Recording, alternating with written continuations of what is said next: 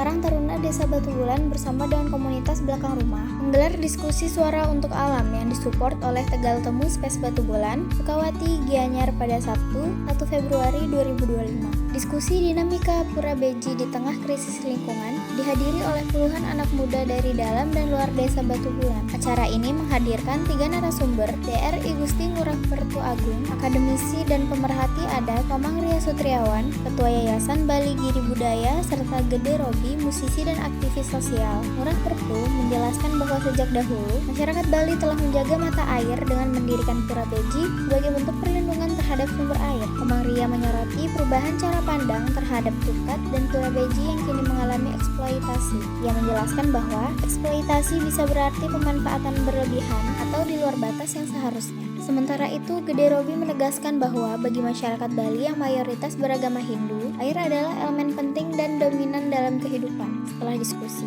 peserta bersama narasumber melakukan aksi pembuatan dan penuangan ekoenzim serta bersih-bersih Pura Beji. Acara ditutup dengan konser musik di malam hari, di mana penonton menikmati pertunjukan di tengah sungai.